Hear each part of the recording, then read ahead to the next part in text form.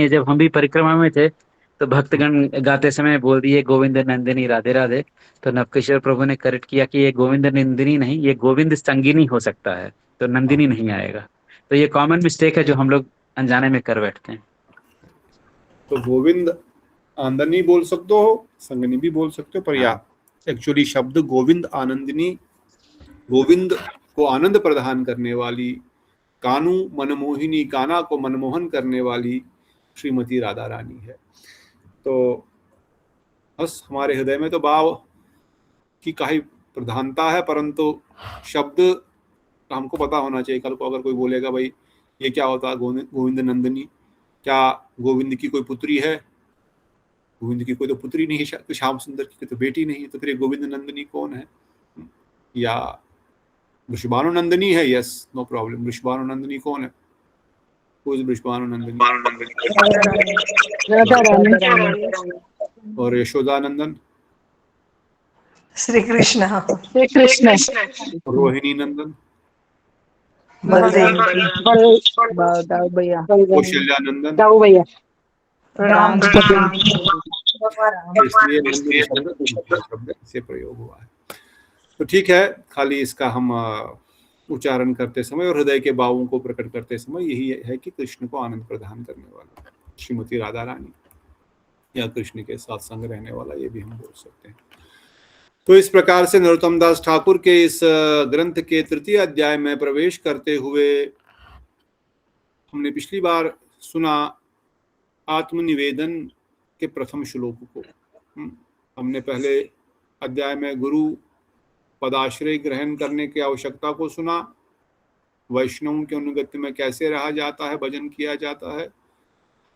फिर हमने नवदा भक्ति, एकांतिक भक्ति, एक निष्ठ भक्ति, इन सब विचारों को श्री नरोत्तम दास ठाकुर कृपा करके हम सबको शिक्षा प्रदान करा रहे हैं कि कैसे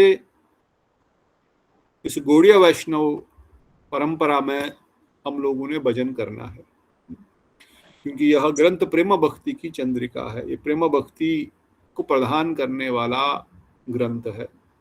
उस प्रेम भक्ति को प्राप्त करने के लिए किस चीज की आवश्यकता आपको है ताकि आप उसको प्राप्त करेंगे, एक ही ग्रंथ में सार रूप में नरोत्तम दास ठाकुर ने वर्णन कर दिया। बाकी डिटेल में हम सुनने के लिए फिर और अधिक ग्रंथों का अध्ययन करते हैं, भक्ति रसामृत सिंधु, उज्ज्वल नीलमणि, फिर और अधिक रस में जाएंगे, कृष्ण करनामृत, राधा रस सुधा निधि, एवं श्रीमद् भागवतम, चैतन्य चरितामृत, ये सब रस के ग्रंथ है। तत्व सिद्धांत भी है और रस भी है। तो सार रूप में नरोत्तम दास ठाकुर हमको स्पष्ट रूप से वर्णन कर रहे हैं कि एक निष्ठ भक्ति केवल श्याम सुंदर की होगी, निष्ठा किसी दूसरे देवी देवताओं में किसी में भी और नहीं हम रखेंगे। जिस प्रकार मेरो तो बस गिरिधर गोपाल दूसरो न कोई, केवल मेरा एक ही है, वो है गोविंद गिरिधर गोपाल, दूसरा मेरा कोई भी नहीं है जगत में। वही मेरा एकमात्र सहारा भी है, मेरा सर्वस्व है, और वो कोई साधारण नहीं है। हमको गोविंद के चरणों में, उनकी शक्तियों में, उनके सौंदर्य में पूर्ण दृढ़ निश्चय और दृढ़ विश्वास होना चाहिए। मुझे किसी और की आवश्यकता नहीं है, क्योंकि हम गोविंद को ठीक से जानते नहीं है, इसलिए हमको लगता है कि हमको देवी देवताओं की आवश्यकता पड़ सकती है, या पुत्र परिवार, माता पिता, भाई बंधु, पति पत्नी की आवश्यकता पड़ सकती है। हम तो किसी की आवश्यकता नहीं अगर गोविंद हमारे साथ है तो। भगवान शब्द से ही वो 6 ऐश्वर्यों से परिपूर्ण है। भगवान 6 ऐश्वर्यों से परिपूर्ण है। कौन से ऐश्वर्य है? 6 ऐश्वर्य। एक आध ऐश्वर्य बताओ, प्रिंसी दीदी बताओ। भगवान का एक ऐश्वर्य, 6 ऐश्वर्य पूर्ण भगवान शब्द को बताया गया है। चलो कोई भी बताओ भगवान का एक ऐश्वर्य।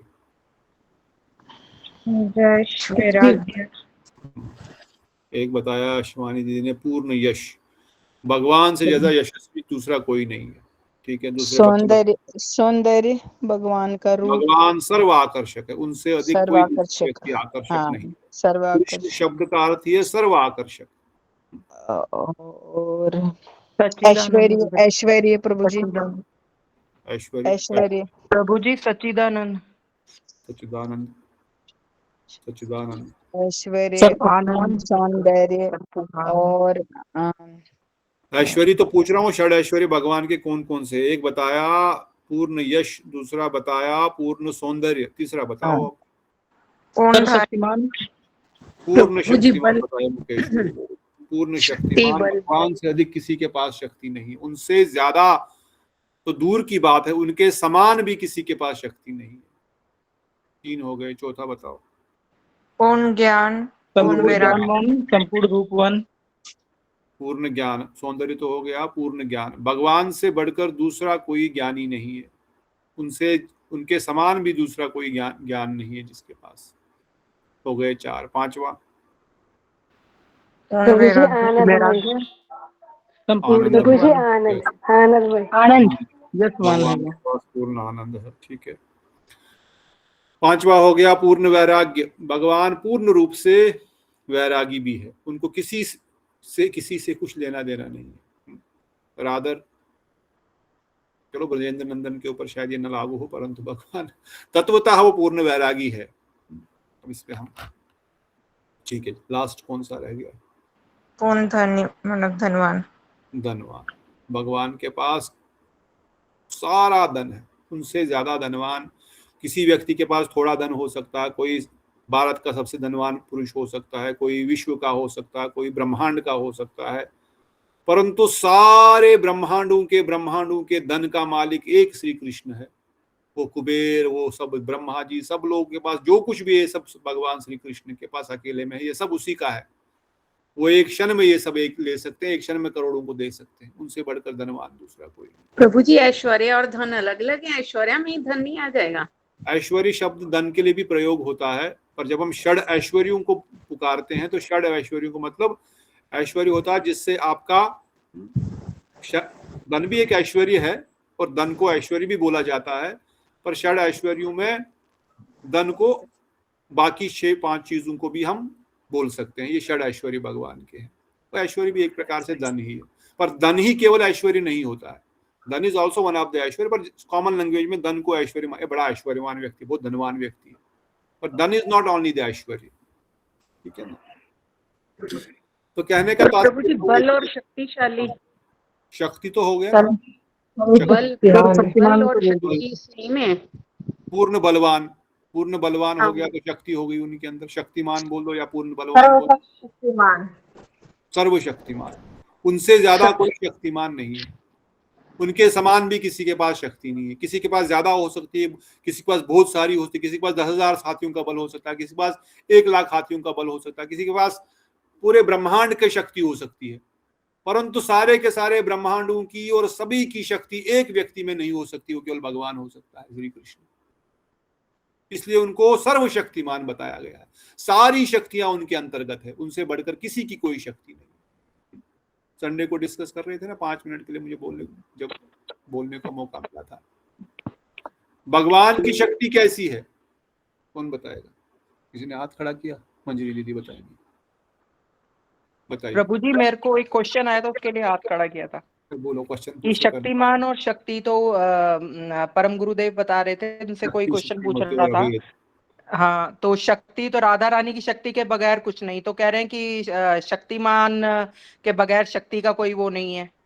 शक्तिमान के बगैर शक्ति का कोई नहीं है वैल्यू, ऐसा पर राधा शक्ति से ही शक्तिमान की वैल्यू है। नहीं, बड़ा जैसे वो कहते हैं, तो उसमें था तो शक्तिमान शक्ति से बड़ा है, तो कह रहे हैं कि शक्तिमान कृष्ण है, पर उनकी जो शक्ति राधा रानी है वो ही सब है उनसे वो। परंतु क्या है ना, शक्ति तो किसी व्यक्ति की होगी ना, ऑटोमेटिकली तो वो व्यक्ति ही बड़ा हो गया ना, देखा जाए तो।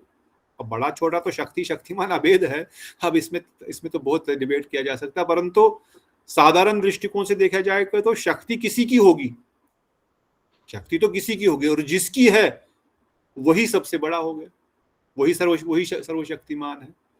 शक्ति अकेले में सब कुछ है, परंतु जिसकी वो है, मैं पैसा बहुत कुछ है, पर जिसके पास वो पैसा है वही धनवान कहलाएगा। पैसा अकेले में क्या करेगा, नहीं तो तो इसलिए शक्ति प्रभु जी, शक्तिमान पर बगैर शक्ति तो फिर शक्तिमान की भी वो नहीं रहेगी ना। नहीं रहेगी। अगर उसको ये शक्ति शक्ति होगी की तो वैल्यू शक्तिमान नहीं रहेगी ना। इसलिए शक्तिमान शक्ति के साथ है, शक्ति शक्तिमान के साथ है, इसलिए यानी दोनों ही शक्ति प्रभु जी ये तो दूसरे के दोनों ही एक ही है ना, हाँ, एक ही तो है दोनों ना, एक दूसरे के पूरक है। ये तो भिन्न है ही नहीं, राधा एंड कृष्ण तो एक शक्ति तो एक ही है।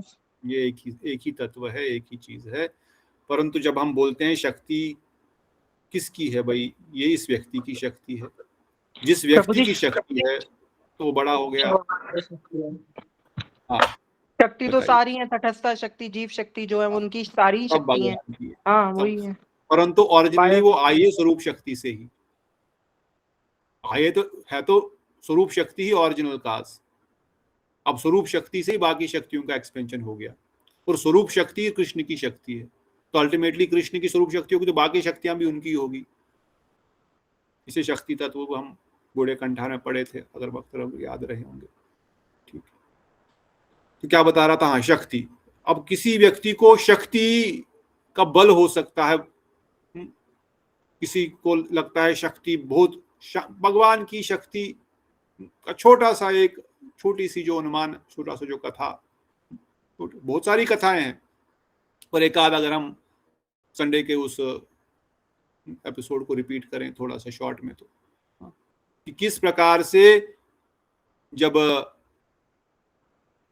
जरासंध अपनी पुत्रियों का विवाह ढूंढ रहा है, बहुत सारी पुत्रियां हैं, उनका विवाह करना चाहता है, देखता कौन योग्य वर है, किसके साथ इनको विवाह करूं, कौन क्योंकि वो बहुत शक्तिशाली है जरासंध, तो पुत्रियों के लिए भी वैसा ही कोई शक्तिशाली चाहिए। तो निकल पड़े अपने हाथी पर, अपने घोड़े पर घूमते, हाथी भी साथ में चल रहा है।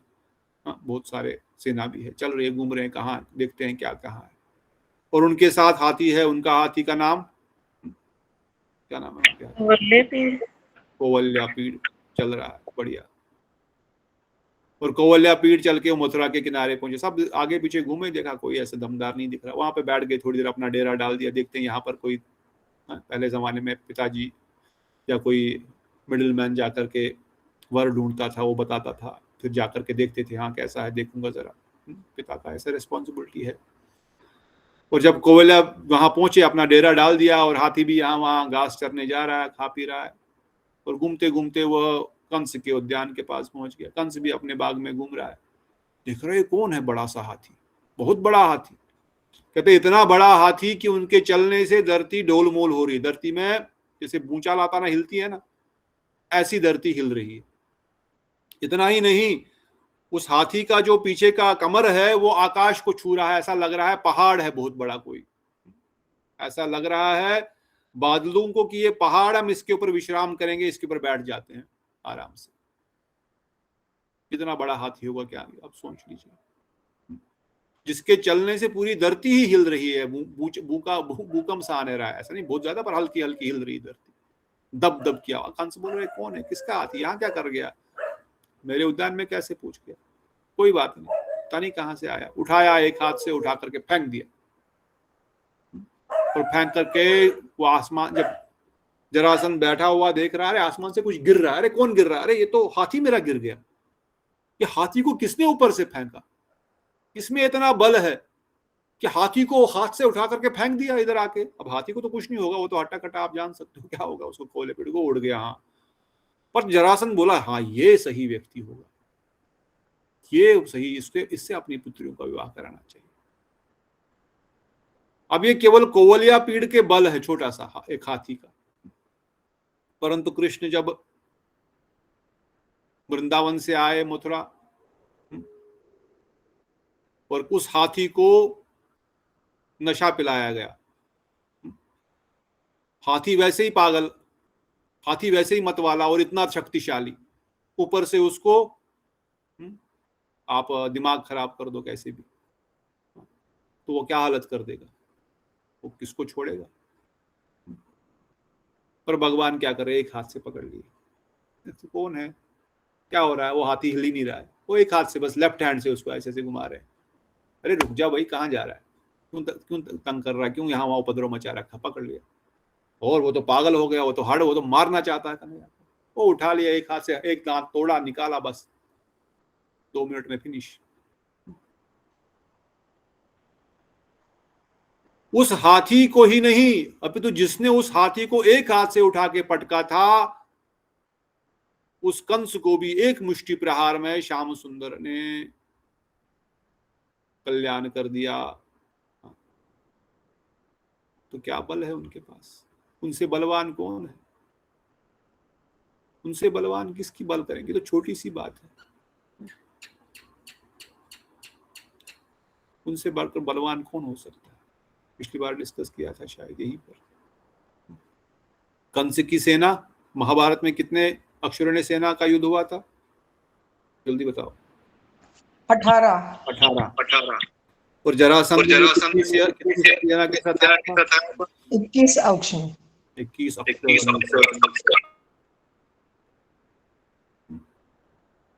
और कृष्ण बलराम कुछ छोटे मोटे सैनिकों के साथ, बिना सुदर्शन चक्र के, अपने आयुधों के साथ। इतना बड़ा महाभारत 18 दिन तक चला, 18 अक्षरों ने सेना खत्म हो गई। यहाँ एक दिन में ही, और भी भगवान ने एक बार नहीं कितनी बार जरासंध को वापस भेजा? कितनी बार भगवान रणछोड़ राय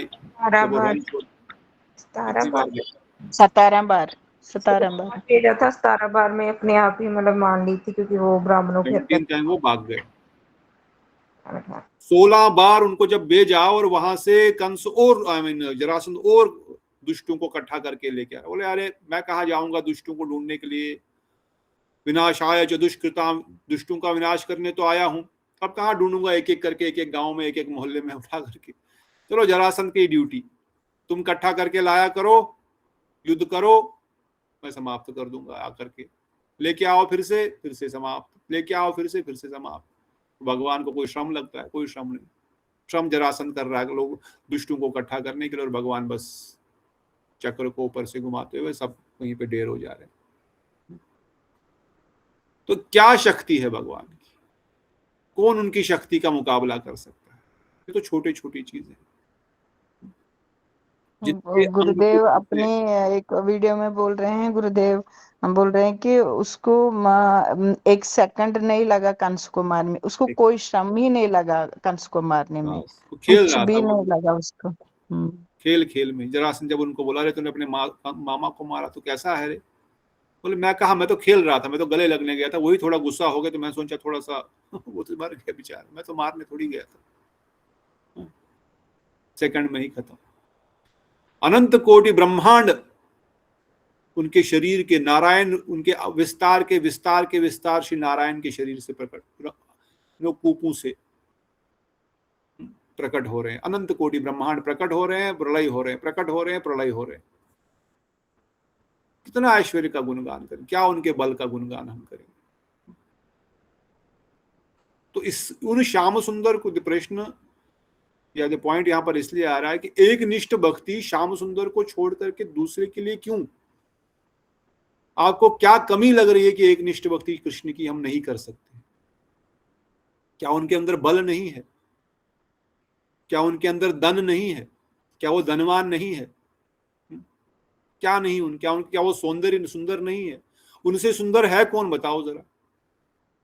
कंदर्प कोटि कमनी विशेष शोभम गोविंदम आदि पुरुषम। ब्रह्मा जी बोलते हैं कंदर्प कोटि। कंदर्प कौन होता है? वो इस कंदर्प कामदेव। वो कोटि क्या होता है? करोड़ों कामदेव। करोड़ों कामदेव। सब बुद्धिमान है। कंदर्प कोटि कमनीय विशेष शोभम, करोड़ों कामदेवों से भी उनकी विशेष शोभा है। करोड़ों कामदेव, एक कामदेव नहीं, एक कामदेव तो कामदेव रास में आकर के खुद ही मूर्छित होकर के सोता पड़ा रहा जब तक रास खत्म हो गया ब्रह्मा जी की, तब उसको नींद खुली। अरे मैं कहाँ था? सोता पड़ा मतलब दर्शन करके श्याम सुंदर का, उनके सौंदर्य को देख करके मूर्छित होकर के गिर गया, पड़ा रहा वहीं पर। तो कामदेव की क्या मजाल? कामदेव का एक ही बाण, विश्वामित्र जैसे महर्षि, महापराक्रमी, पराक्रमी भी थे, ऋषि भी है, 50,000 साल की तपस्या में रत है, पर कामदेव का एक ही बाण, केवल चूड़ियों की खनकार और घुंघरू का पायल की खनखन, बस उतना ही काफी था। एक ही इंद्रिय, कान, बस कान ही, आंखें तो खोली भी नहीं थी तब तक, बस छनकार और खनकार और खुशबू से ही फिर दूसरी इंद्रिय खुशबू नाक लेने लगी।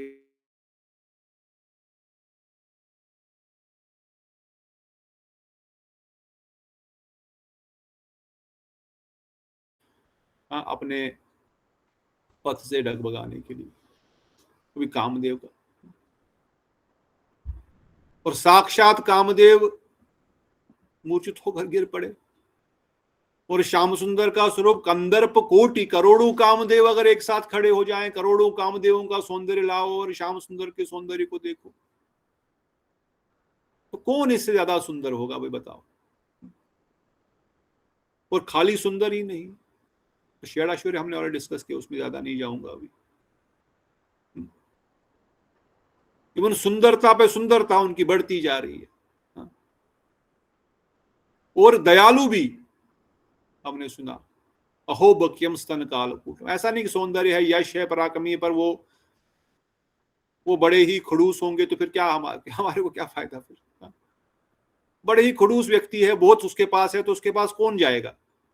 पैसा है, सब कुछ है, पर है व्यक्ति खराब, ठीक से बात ही नहीं करता, कौन जाएगा। परंतु ये तो परम दयालु, इतने दयालु, अहो बक्यम स्तन कालकूटम। जिस बकी ने, बकासुर की बहन बकी ने मारना चाहा, उसको भी माता की गति प्रदान कर दी। इससे बड़ा दयालु क्या है भाई, इससे बढ़कर दयालु क्या होंगे। अरे जिनको ऋषि मुनिगण ध्यान के लिए बैठे रहते हैं, इसलिए उन श्याम सुंदर को छोड़ करके किसी और की एक निष्ठ भक्ति क्यों करेगा कोई। कौन मूर्ख आदमी होगा जो किसी भी संसारी वस्तु के लिए भी किसी और के पास क्यों जाएंगे। नरोत्तम दास ठाकुर बोलते हैं, why are you doing this. कैसे श्याम सुंदर को छोड़ करके आप कहीं जाए। अरे देवतागण कहां से लाएंगे, उनसे तो लेके देते हैं, और जो वो देंगे वो तुम्हारे भले का है खराब का है उनको ये भी नहीं पता, तो क्यों जा रहे हो यहां वहां। इसलिए एक निष्ठ करो। अच्छा एक निष्ठ करें तो क्या करें, भक्ति करो एक निष्ठ। और भक्ति ही क्यों भाई, कर्म क्यों नहीं, ज्ञान क्यों नहीं, योग क्यों नहीं, त्याग क्यों नहीं। एकांतिक भक्ति में भक्ति योग को ही पालन करो भाई, क्योंकि भक्ति योग से ही प्राप्त होते हैं, दूसरे किसी योग से प्राप्त होते ही नहीं है। और भक्ति योग से बड़े सरल रूप से बड़े शीघ्र प्राप्त हो जाते हैं। जो ऋषि मुनि निरंतर ध्यान में बैठे हुए हैं, एक उनका दर्शन हो जाए हृदय में, उनको तो उनके पास तो भटकते भी नहीं। वो हजारों हजारों लाखों लाखों सालों से बैठे हुए हैं, एक झलक मिल जाए उनको देखते भी नहीं उनकी ओर। और यहां भक्ति भाव से लोतप्रोत इवन साधन सिद्ध गोपियां, जो भी साधन ही करके सिद्धि प्राप्त की है, वात्सल्य रस की गोपियां भी इवन श्याम सुंदर को कहती है, अरे लाला थोड़ा सा ये गोबर के टोकरी को हाथ लगाना सर पे रखने के लिए, थोड़ा तो लगा दे तू, हाथ को लगा थोड़ा सा, हम तो कैसे उठाएंगे, थोड़ा हाथ लगा दे। ठीक है लगा दूंगा हाथ, और कुछ देना पड़ेगा, फ्री में थोड़ी काम होता है मेरे से। क्या चाहिए लाला तुझे, थोड़ा मक्खन दे दोगी तो चलेगा। अच्छा ठीक है, तुमको एक मक्खन का लोना दे देते हैं। एक लोना मतलब वन हैंड फुल। हाँ ठीक है चलेगा, उठा के लगा दिया एक। अरे लाला एक और लगा देना। अरे कितना लगाना है, ये सब हाँ थोड़ा सा लगा दे, हमारे भी लगा दे लाला। सब आगे गोपियां, अरे कृष्ण हाथ लगा रहा है आज तो। अरे तुम सब लोग ले लोगे तो फिर हिसाब कैसे रखेगा किससे कितना लेना है। अरे हिसाब रखने का है ना सिस्टम, तू लगाता जा। तेरे गाल पे एक टीका लगा देंगे, 1 2 3 4 5 6 गोबर का टीका। तूने जितनी हाथ लगाए उतने हम लगा देंगे, ठीक है। हाँ ये सही है, ऐसा काउंट करना इजी हो जाएगा।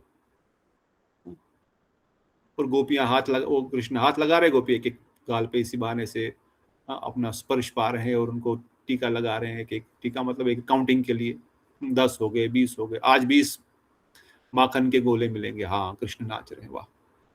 पूरे मुख पर लगाते हैं ना लड़कियां, कैसे ऐसे जैसे डॉट्स चंदन के। तो वो श्याम सुंदर का स्वरूप जो देवतागण, जो ऋषि मुनिगण केवल मन में दर्शन करने के लिए निरंतर अभिलाषा करते हैं और योग रत है, अष्टांग योग हठ योग, क्या क्या नहीं कर रहे हैं, त्याग कर रहे हैं, जंगल में बैठ रहे हैं, पानी के अंदर बर्फ में, ठंड में बर्फ के अंदर बैठ रहे हैं, गर्मी में आग के अंदर बैठ रहे हैं, सर के बल खड़े होकर के योग कर रहे हैं, दाढ़ी बढ़ा रहे हैं, हाथों से बाल खींच रहे, पता नहीं क्या क्या कर रहे हैं, और उनको उनके कर्णों के नख की भी दर्शन नहीं हो पा रहे हैं। और यहां पर ब्रज गोपियां भक्ति का सहारा लेकर उनको अपना पुत्र मानते हुए, अपना सखा मानते हुए, अपना प्रियतम मानते हुए न केवल उनके साथ वो लीला कर रहे हैं बल्कि उनकी सेवा भी कर रहे हैं। तो भक्ति योग के सहारे को छोड़ करके किसी और की क्या आवश्यकता पड़ गई भाई, बताओ जरा। फिर क्यों नहीं जीव भक्ति योग के पालन करता और दूसरे योगों के पीछे भाग रहा है? नरोत्तम दास ठाकुर ये प्रश्न पूछ रहे हैं, ये शिक्षा दे रहे हैं, भाई क्यों? Why are you not following very simple process? जिसको पालो करके, जिसको मान करके, जिस पर चल करके गारंटी है श्याम सुंदर प्राप्त होंगे, और दूसरे रास्तों पर गारंटी है कि वो प्राप्त नहीं होंगे, क्योंकि वो रास्ता है ही नहीं उनको प्राप्त करने का। उसमें वो दर्शन दे सकते हैं योगी को, मे भी एक बार दर्शन भी देंगे, नो प्रॉब्लम, पर प्राप्ति तो नहीं होने वाली ना उनकी। दर्शन तो पा लोगे पर सेवा तो नहीं प्राप्त कर पाओगे दर्शन से। इसलिए जो एक निष्ठ भक्ति है, जो एकांतिक भक्ति है, वो श्याम सुंदर को छोड़ करके नहीं करनी है, क्योंकि अगर संसार का कुछ भी वस्तु चाहे तो वही प्रदान करने वाले हैं। कब प्रदान करने वाले हैं, कितना प्रदान करने वाले हैं, वो जानते हैं, हमको नहीं पता है। हम थोड़ी अंतर्यामी है, वो अंतर्यामी, वो जानते हैं कब कितना किसको कैसे देना है। But we should have faith and leave everything to him, he will take care. जब तक हम शरणागत नहीं होंगे तो तब तक वो भी हमारा कार्यभार नहीं उठाने वाले। जब तक द्रौपदी ने अपने हाथों से अपनी साड़ी को बचाने का प्रयास किया, अपने पतियों को पुकारने का प्रयास किया, पितामह को बचाने का प्रयास, पितामह बचाएंगे, महाराज धृतराष्ट्र बचाएंगे, आप बचाओ हे महाराज, आपकी सभा है, आप राजा हो, बचाओ मुझे। वो सर झुका के बैठे, पितामह, आप तो पितामह, आपसे कौन आगे हो सकता, आप क्या नहीं कर सकते हो, मैं भी बंधा हुआ हूं। अरे भाई ठीक है मेरे पति, तुम्हारे तुम बंदे हो जो भी हो, दासी तो मैं नहीं हूं ना, तुम पत्नी के लिए लड़ो। हम तो दास बन गए साहब नीचे। अच्छा ठीक है कोई बात नहीं, मेरे पास तो अपने हाथ है ना, मैं भी अग्नि से प्रकट हुई हूं, मैं कोई साधारण थोड़ी हूं, मेरे में बहुत शक्ति, अपने हाथों से पकड़ रही, पर सामने दुशासन है, हजारों हाथियों का बल, 1000 हाथी का बल उसके पास भी है। अरे कुछ नहीं, हाथ से नहीं हो रहा तो दांतों में दबा दूंगी, दांत से पकड़ लूंगी अभी तो, थोड़ा सा दांत और हाथ दोनों पकड़ करके। सब जानते हैं श्याम सुंदर देख रहे हैं, आ नहीं रहे हैं। रुक्मिणी देवी बोल रहे क्या हुआ, जा क्या हुआ, वक्त तकलीफ में है, तो फिर से सहायता कर लो भाई। सहायता कैसे करेंगे, वो तो खुद अपनी सहायता कर रहा है ना, वो तो खुद, उसको तो सहारा अपने पतियों का है, उसको तो सहारा अपने पितामह का है, राजा का है, महाराजा का है, रथियों का है, महारथियों का है, खुद का है। सो अनलेस द्रौपदी ने हाथ खड़े करके श्याम सुंदर अब एक ही मेरा आप सहारा है, तब तक श्याम सुंदर आए भी नहीं। राधर वो वहीं थे, राधर वो तैयार थे, पर वो शरणागति की भावना नहीं है। इसलिए श्याम सुंदर भी कहते हैं ठीक है करो जब तक करना है। जिससे गुरुदेव वर्णन करते हैं, एक बालक रेत के पहाड़ बना रहा है समुद्र किनारे बैठ करके, पिताजी बोलता चलो चलो, कहे नहीं मैं खेल रहा हूँ, मैं खेल रहा हूँ। वो खेलने में मस्त है। अब जब वो थक के बोलेगा, अभी थक जाएगा या सोचेगा, आप थोड़ा डर लगेगा, चलो पिताजी के पास चलते, पिताजी वहीं खड़े हैं, तुमको पीछे मुड़ के देखना, वहीं पर खड़े, वो पकड़ लेंगे। पर जब तुम खेल रहे हो तो बेटा, बाप बोलता है खेलते जा बेटा, जब तक खेलना है। मैं क्या, अभी तुम्हारी इच्छा है खेलने की तो खेल, पर मैं यही हूं, चिंता मत कर, मैं यही हूं। जो ही तेरे को वापस चलने की इच्छा होगी, पीछे मुड़ना, मैं यहीं पर खड़ा हूं। पर वो खेले जा रहा रेगिस्तान में, वो समुद्र किनारे बना रहे रहा अलग अलग चीजें। अरे खेल जितना खेलना। उसी प्रकार से श्याम सुंदर हमेशा हमारे साथ खड़े हैं, पर हम जब मुड़ेंगे उनकी ओर तो वो बोलेंगे हाथ पकड़ करके सर्वस्व वही संभालेंगे। इसलिए नरोत्तम दास ठाकुर वर्णन कर रहे हैं कि भाई उन एक निष्ठ शरणागति उनकी लो, एक निष्ठ भक्ति, एकांतिक भक्ति केवल श्याम सुंदर की, उनको साधारण मत समझना। इसलिए मैं 1 या 2 पॉइंट्स कवर किया उनके ऐश्वर्य के, हजारों पॉइंट्स, कितने पॉइंट नहीं, कितना नहीं बोल सकते उनके बल के बारे में, क्या नहीं बोल सकते उनके। जब समय आएगा कभी उनके रूप का गुणगान करेंगे, ग्रंथ पकड़ेंगे तो ऑटोमेटिकली फिर उसी टॉपिक को, उसी रस में डूब जाएंगे। पर अभी भी जस्ट नरोत्तम दास ठाकुर के इन शब्दों को समझने के लिए कि एक निष्ठ भक्ति करनी ही आवश्यक है। और अब 3 अध्याय में वर्णन करते हैं, आपने श्याम सुंदर को अपना सर्वस्व मान लिया, मान करके फिर उन्हीं की भक्ति कर रहे हो, तो फिर करना क्या है भाई।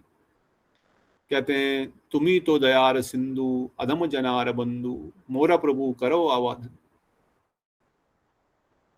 मोरा प्रभु करा अवधन, पदिना सत्य बोले, काम तिमंगला गेले, ना हे नाथ करा परित्राण। अब प्रार्थना करनी है, आप शरणागति ले लिया, एक निष्ठ भक्ति उन्हीं की कर रहे हैं, उनकी शरणागति लेकर के अब उनसे प्रार्थना करनी है। क्या प्रार्थना करती है? हे गोविंद, आप दया के सागर हो, आप जो दुर्जन है उनको बचाने वाले हो, कृपया मुझ पर अपनी कृपा दृष्टि कीजिए। मैं इस भवसागर में गिरा हुआ हूं, चारों ओर मुझे यह काम रूपी जो मछली है, या जो तिमिंगला, जो एक बड़ी सी मछली है, ये मुझे खा रही है, मुझे निगलना चाहती है।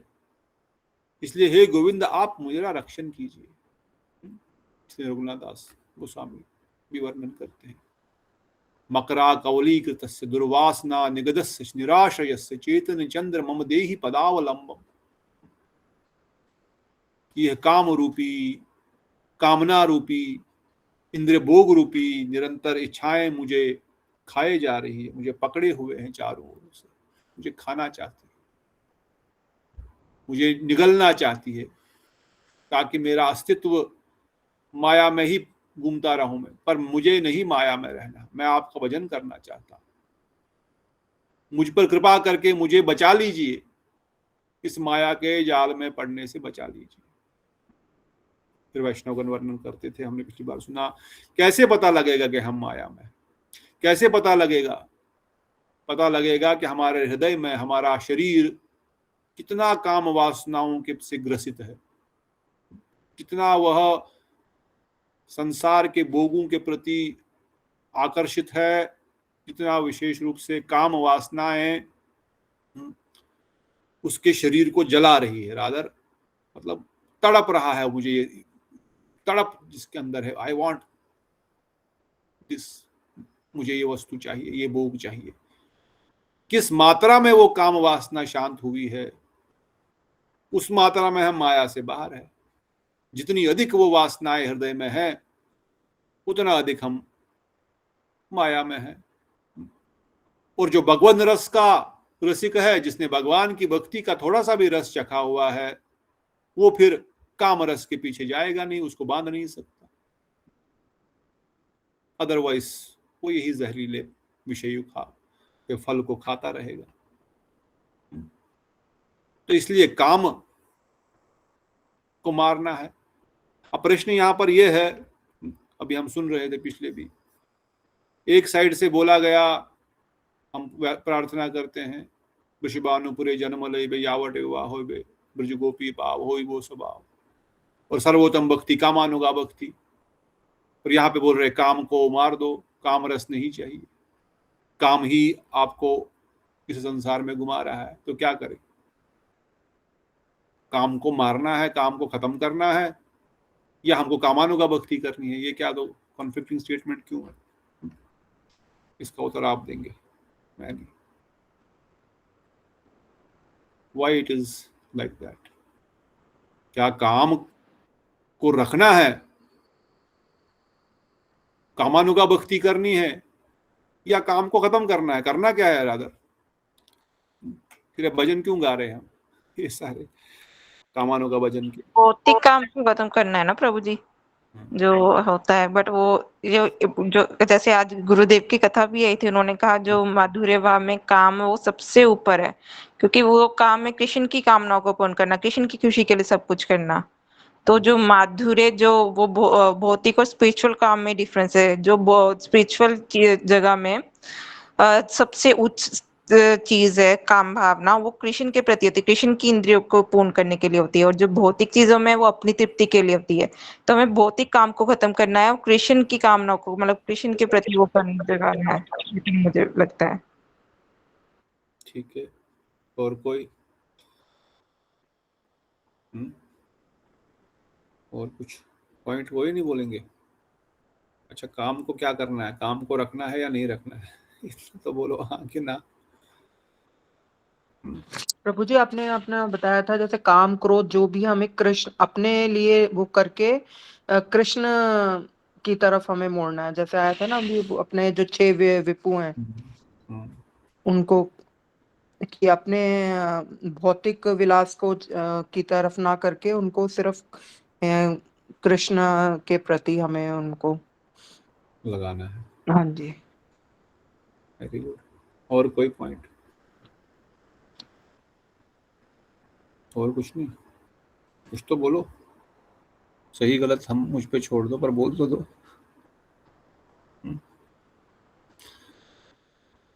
तो वही बता रहे हैं गुरु वैष्णव भी कि काम वासनाएं, इनको कृष्ण की ओर मोड़ना है। मार नहीं सकते इसको मार नहीं सकते, इसको दबा नहीं सकते। जितना दबाएंगे उतना वो और तेज वेग से हमको डुबा देगा माया जाल में, माया संसार में। क्योंकि ये स्वभाव है, आत्मा का स्वरूप ही है काम, उसका स्वरूप है कामनाएं। परंतु वही कामनाएं केवल हम लोग उस काम की भावना को श्याम सुंदर के साथ जोड़ दो, उस भगवान श्याम सुंदर की सेवा में उसको लगा दो, तो ये काम जो है वह फिर पवित्र हो जाएगा।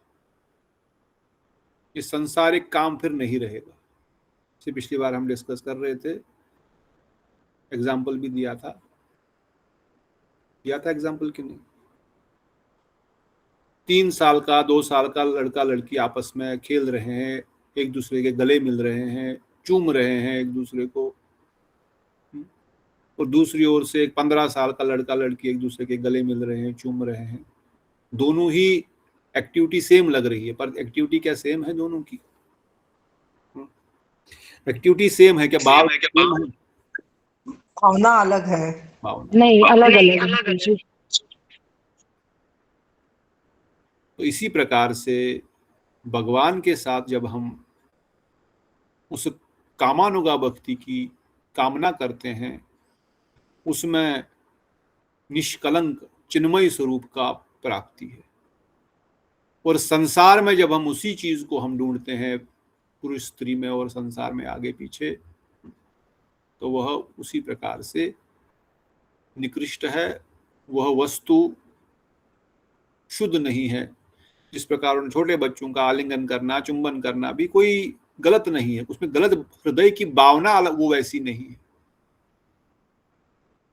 हृदय की भावना में संसारिक जो काम होता है वो नहीं है, वो संसारिक जो काम है पुरुष स्त्री में वो नहीं है, बच्चों के मिलने में, खेलने में।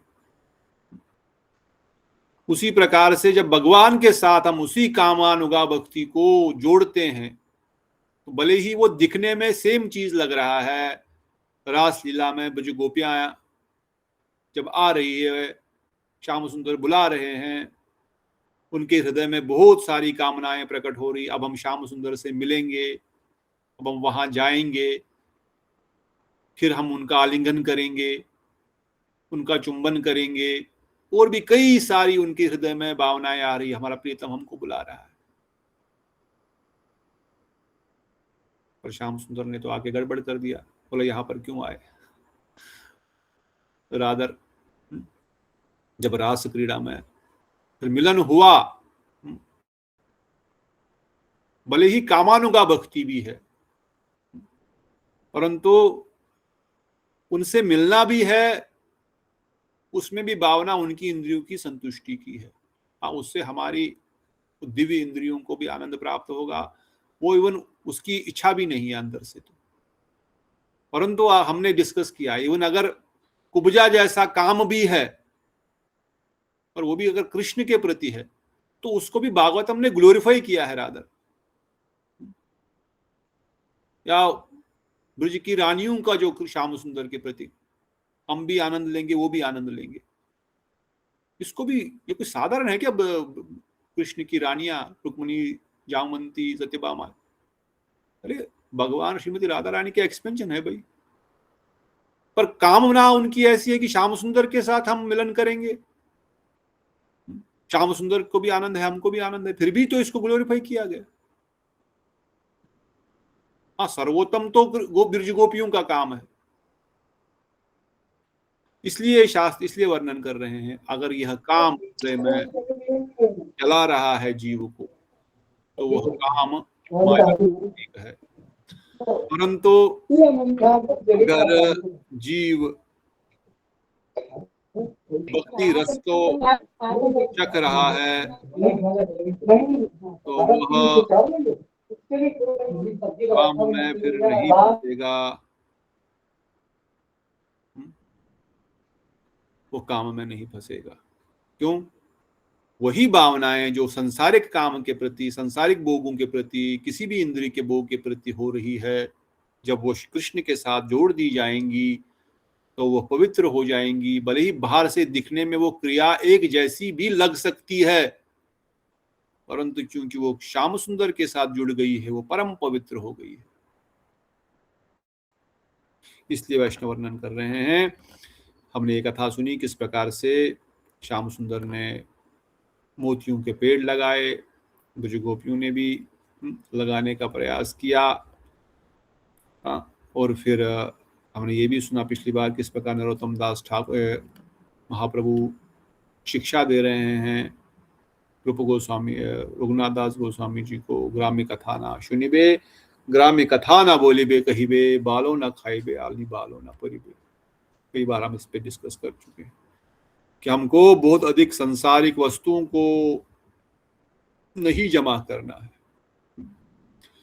वर्णन किया गया, हरिदास ठाकुर सनातन गोस्वामी के पास केवल एक पानी का लोटा था रखने के लिए। सनातन गोस्वामी जब चादर थी जो उसके साले ने, बहनों ही ने दी थी, और महाप्रभु बार बार उसको देख रहे, वो जाकर के एक गरीब को दे लिया, वहां से उनकी फटी हुई को थोड़ी कंबल उठा के लाए।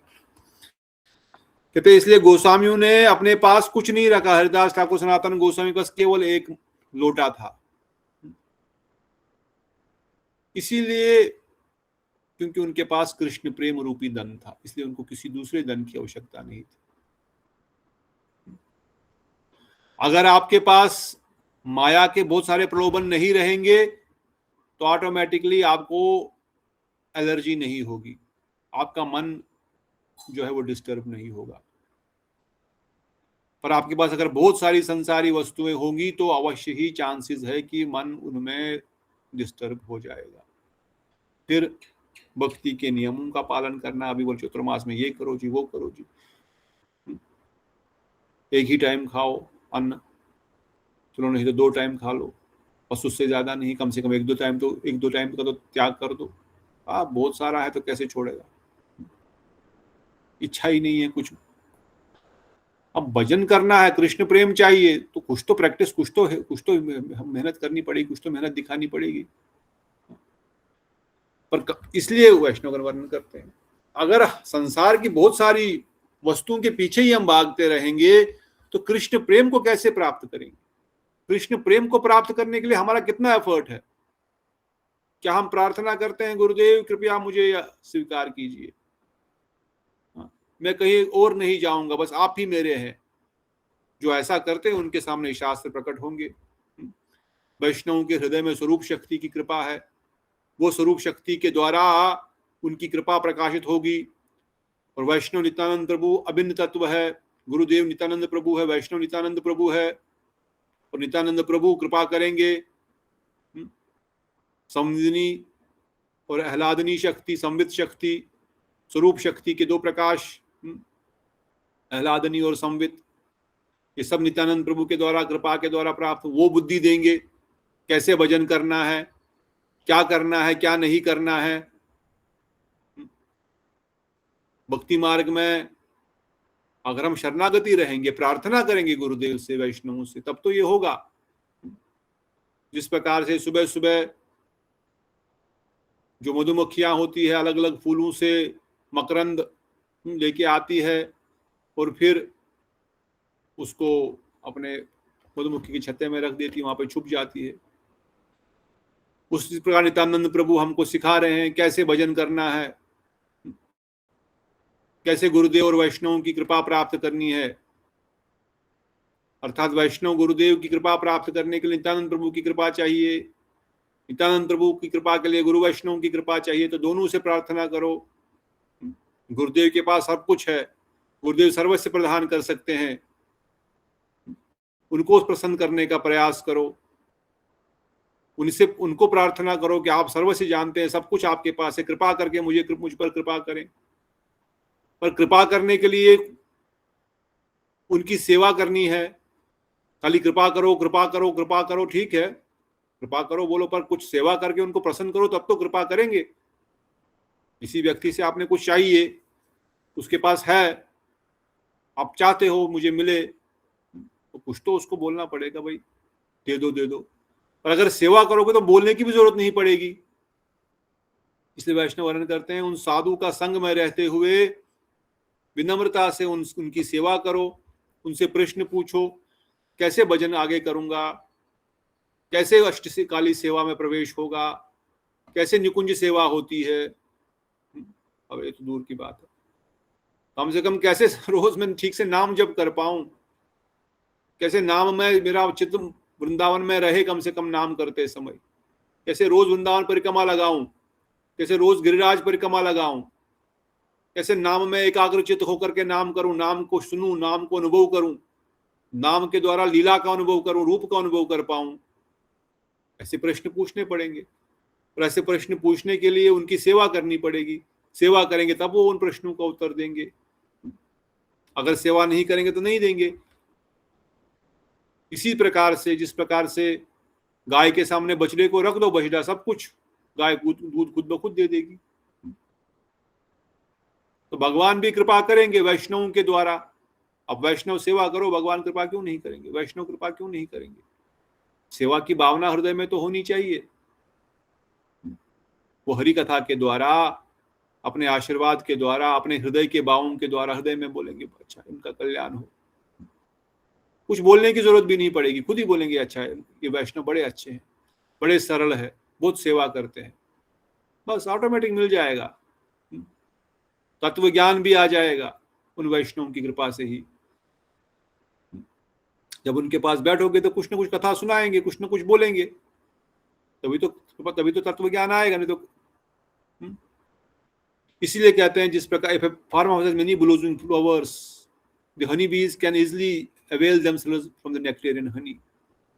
अगर बहुत सारे पुष्प है उद्यान में, तो ऑटोमेटिकली ही मधुमक्खियों को वहां से नेक्टर मिलेगा। उसी प्रकार से अगर आप साधु वैष्णवों के संग में रहेंगे, ऑटोमेटिकली ही वहां से कृष्ण कृपा रूपी रस की प्राप्ति होगी। उस रस की प्राप्ति होगी तो फिर संसारिक काम रस क्यों तंग करेगा। आपको तो ऑलरेडी रस मिल रहा है ना भाई। आत्मा को रस चाहिए, इंद्रियों को रस चाहिए, मन को रस चाहिए। रस के लिए सब लोग भाग रहे हैं। बिना रस के तो भात भी नहीं खाया जा सकता। हाँ, खा सकते हो क्या बिना रस के भात? सूखा सूखा कुछ तो चाहिए रस, और रस मिलेगा। हाँ, गले में फंसता है, नहीं खा सकते, अंदर जाएगा। कुछ तो रस का तर चाहिए, जामदत्त का तर चाहिए, कुछ तो चाहिए, तब तो अंदर जाएगा। इसलिए साधक के हृदय में उन वैष्णवों की कृपा से, उनकी सेवा से उस रस की प्राप्ति होगी, और फिर सांसारिक जो काम रस है, जो इंद्रिय भोग का रस है, वो ऑटोमेटिकली ही दूर चला जाए। अब हम जब जानेंगे कि भाई किस प्रकार से मानसिक सेवा के द्वारा श्याम सुंदर का आलिंगन अगर हुआ, उनका चुंबन हुआ, वो कथा उस वैष्णव के मुख से जब हम सुनेंगे उन सब, तो क्यों काम तंग करेगा, किस प्रकार से तंग करेगा? क्योंकि आत्मा को पोषण मिल रहा है, आत्मा को संतुष्टि मिल रही है। आत्मा सबसे ऊपर है, इंद्रियों से परे मन, मन से परे बुद्धि, बुद्धि से परे आत्मा, इनका मालिक आत्मा है ऊपर। अगर मालिक खुश है तो सब नौकर ऑटोमेटिक खुश हो जाएंगे। गीता में भगवान ने बताया ना, इंद्रियों से परे उनसे बड़ा मन है, मन उनका कंट्रोलर है, मन से परे बुद्धि है, बुद्धि से परे आत्मा। आत्मा को आनंद प्रदान कर दो, आत्मा को उसका पोषण दे दो, बस सब खुश हो जाएंगे। और जब तक साधक जीवन में इस प्रकार से वैष्णव कृपा, वैष्णव सेवा नहीं करेंगे, तब तक गुरु कृपा नहीं मिलेगी। गुरु कृपा नहीं मिलेगी तो, वैष्णव कृपा नहीं मिलेगी तो इस उस रस की अनुभूति नहीं होगी।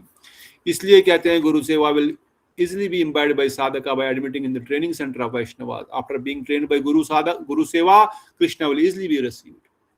वैष्णव के अनुगत में जब हम सीखेंगे भजन कैसे करते हैं, साधन कैसे करते हैं, सेवा कैसे करते हैं, भजन नाम कैसे करते हैं, कथा क्यों सुननी जरूरी, ये सब सुनेंगे, करते करते गुरु सेवा करने से कृष्ण की प्राप्ति हो जाएगी। कृष्ण अपनी कृपा वैष्णव के द्वारा प्रदान करते हैं, गुरु के द्वारा प्रदान करते हैं। वैष्णव का ही धन श्री कृष्ण है। वैष्णवेरे आवेदन कृष्ण दयामय, वैष्णव के आवेदन से ही कृष्ण कृपा करेंगे। कृष्ण से तुम्हारे कृष्ण दीते पार, तुम्हारे शक्ति आज अमितो कंगाल। कितने सारे भजन, सार यही है, इन वैष्णव की कृपा चाहिए, नित्यानंद प्रभु की कृपा चाहिए। और कृपा प्राप्त करने के लिए सेवा, कभी जब वैष्णव कृपा होएगी, वैष्णव गुरु वैष्णव की कृपा होगी सेवा से, तो कृष्ण कृपा ऑटोमेटिक मिल जाएगी। उसके लिए सरलता, उसके लिए विनम्रता रहना बहुत जरूरी है। अगर मैं बहुत घमंडी हूं, मैं बहुत कुछ जानता हूं, बहुत कुछ खुद करूंगा, मैंने बहुत जानता, मैं बहुत सालों से कर रहा हूं, बहुत पता है मुझे, तो फिर वैष्णव सेवा नहीं। वैष्णव के साथ कई बार बोलते हैं आपको नहीं पता, ऐसा नहीं किया जाता। वैष्णव के साथ वो सब कुछ सर्वस्व, तुम्हें तो सर्वस्व प्रभु, वो सबके प्रभु है। प्रभु तो मुंह से बोलते हैं, पर अंदर से प्रभु की कोई भावना नहीं। अगर नहीं है, अहंकार है, सरलता नहीं है, तो फिर ये संसार के भोग हमको खींच लेंगे, माया अपनी ओर खींच लेगी और हम उसके जेल में फंस जाएंगे। इसलिए क्या करेंगे?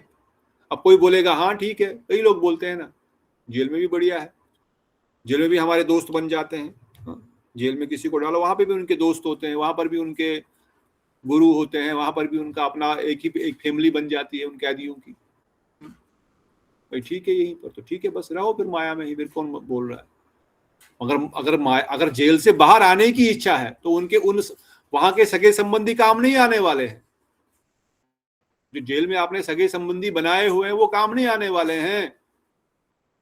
इस संसार में जो हमने पुत्र परिवार माता पिता भाई बंधु बना के रखा, ये काम नहीं आने वाले। हाँ, इनका रेस्पेक्ट करो, इनको सेवा करो, जिस प्रकार से कर सकते हो, अच्छी बात है, क्योंकि वो वैष्णव है, वैष्णवता के दृष्टिकोण से उनका करो। परंतु केवल मेरा शरीर का संबंध है इसलिए तो वो जेल खाने में बाकी सारी कैदियों के साथ बैठ करके संबंध बनाने से वो काम नहीं आने वाले। जब आपका अगर बाहर निकलना है तो अपने आप को बाहर निकलने का प्रयास करो। बाहर निकलने के लिए क्या करना है उसको करो, और कैसे निकलेंगे बाहर वो वैष्णव ही बताएंगे। वो जेलर ही बताएगा आपको बाहर निकलने का रास्ता क्या है। जो खुद बंधा हुआ है वो क्या बताएगा, दूसरा कैदी क्या बताएगा? जिसके खुद के हाथ बंधे हुए हैं वो आपके हाथ कैसे खोलेगा?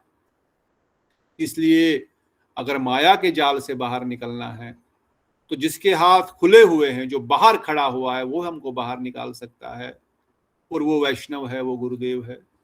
इसलिए उनकी शरण ग्रहण करते हुए हम बाहर निकल सकते हैं। उनको प्रार्थना करके भाई कैसे बाहर निकला जाए, क्या करना पड़ेगा, कृपा करके बताओ। अच्छा, ये मेहनत करनी पड़ेगी तुमको, ये चीजें करनी पड़ेगी, ठीक है मैं करूंगा। इसलिए गुरु वैष्णव की आज्ञा पालन करने से कृष्ण दयामय होते हैं। यही साधना है। अपने मनमाने ढंग से नहीं, मैं ये करूंगा, मैं वो करूंगा। पानी यहाँ पर मिल रहा है 100 फुट पे, नहीं मैं वहां पर खोदूंगा क्योंकि वहां पर मेरे को अच्छा लगता है, पर वहां पर 1000 फुट भी खोदो पानी नहीं मिलने वाला, यहाँ पर 100 फीट में 50 फीट में मिल जाएगा। नहीं, मैं तो वही करूंगा, मेरे को अच्छा लगता है, मुझे वहां पसंद है। ऐसा नहीं चलेगा। इसलिए जो भी साधना है वो तभी फल देती है जब वह गुरु वैष्णव के अनुगत्य में की जाती है और असत संग के दूर रहते हुए। वैष्णव के संग में रहते असंग संग करते रहेंगे तो प्रगति खत्म हो जाएगी। इसलिए प्रार्थना करें भगवान से, वैष्णव से, कि मुझे अपना सेवा प्रदान करे और उन वैष्णव के चरणों में दृढ़ श्रद्धा रखते हुए उनके अनुगत्य में रहने से ही कृपा प्राप्त होगी। इसलिए हे भगवान, may our fellow prisoners not leave our family, you should return him to our home. Please Prabhu, you should not take him, this is not good for you. Although we may chant and here sometime our stance will gradually be weakened because of satsang. अगर हम नहीं रहेंगे साधु संग में और कुसंग करते रहेंगे तो कुसंग के प्रभाव से हम लोग कमजोर हो जाएंगे। इसलिए हमेशा वैष्णव के संग में रहो। अगर सब वैष्णव है घर में तो सब चिंता ही कोई नहीं, सब एक दूसरे की सहायता करेंगे आगे बढ़ने के लिए। अगर वैष्णव नहीं है तो जितना अधिक हो सके वैष्णव के संग में रहो, बाकियों के साथ व्यवहार करो। संसारिक व्यवहार है, संग तो वैष्णव का ही करना है। तो यही शिक्षा नरोत्तम दास इस प्रथम श्लोक में देते हैं। समय अधिक हो गया, यहाँ पे रुकते हैं। कोई प्रश्न किसी का? कल हम दूसरे श्लोक में प्रवेश करेंगे। प्रभु जी, यस दीदी। अभी आपने बोला भालो ना खाइबे भालो ना पहनने का। हाँ, तो हम तो ठाकुर जी को एक से एक बढ़िया 56 भोग, और हमारा ये होता है कि हमने वो लगाना है और वही हम प्रसाद खाते हैं। फिर क्या चिंता, आप प्रसाद पा रहे हो, आप बालो थोड़ी खा रहे हो। हाँ, मतलब यही है ना उसके ऊपर कि अपने उसके लिए नहीं करना, नहीं पहनना, और ठाकुर जी की उसमें सेवा में और उसके लिए हमें वो करना है। बस वो भावना शुद्ध होनी चाहिए अपने अंदर से। इसलिए बोलते हैं गुरुदेव, आरोप सिद्धा भक्ति नहीं। इसमें आरोप सिद्धा और संग सिद्धा और शुद्ध भक्ति में अंतर है। मैं भगवान को इसलिए खिला रहा हूं क्योंकि मुझे खिलाना है तो आरोप सिद्धा भक्ति होगी। भगवान को बीच में रखते मैं आरोपित करते हुए कि आपके लिए कर रहा हूं, पर अंदर से भावना मेरे खाने की है। परंतु शुद्ध भावना यही है कि देखो आज लीची आई है मार्केट में, मेरे गौर नित्यानंद, मेरे श्याम सुंदर, अरे नया माल आया है, आपने खाया नहीं, अरे पहले इनके लिए ले जाओ। ऐसी भावना आती है कई बार, आनी ही चाहिए पर आती भी है। तो फिर ये भावना शुद्ध भावना है। अब लीची देखी तो बोला अरे लीची बहुत दिनों से नहीं खाई, चलो लीची ले लेते हैं, ले लिया, अरे पहले तो भोग लगाना पड़ेगा ना। दैट इट इज आरोप सिद्धा भक्ति। बस इतना ही अंतर है। बढ़िया से बढ़िया पकवान ठाकुर जी को खिलाओ, ठाकुर जी की प्रसन्नता के लिए, उसके लिए नहीं। जैसे ऐसे वक्त को, अरे तुम तो सब खा गए, हमारे लिए कुछ छोड़े ही नहीं, भगवान ने सब सर्वनाश कर दिया। पर अगर आप सब खाओगे तो बहुत अच्छा लगेगा हमको, कोई बात नहीं, हम भूखे रहेंगे, आप सब खा लो। ऐसी भावना हो, ये नहीं कि भाई उनको खिला रहे हैं ताकि मुझे खाना है। वैसी भावना से फिर आरोप सिद्धा हो जाएगी। परंतु जो चीज बढ़िया से बढ़िया दिखी कि मेरे गोविंद को इसको बहुत अच्छा लगता है, हमारा तो श्याम सुंदर चटोरा है तो रसिक शिरोमणि है, इसको तो रस चाहिए, इसको तो सबसे बढ़िया वस्तुएं चाहिए। तो बस सबसे बढ़िया बना के खिलाओ, बस हो गया। वही भावना है, दैट इज राइट। खाली हमारी भावना क्या है वो इम्पोर्टेंट है। ठीक है, और कोई प्रश्न बिफोर वी कंक्लूड? ओके, अगर नहीं तो इस प्रकार से श्री गोविंद के चरणों में एक निष्ठ एकांतिक भक्ति करते हुए हम लोग कुसंग का त्याग करते हुए वैष्णव अनुगत्य में, वैष्णव के द्वारा बताए गए मार्ग पर चलते हुए अवश्य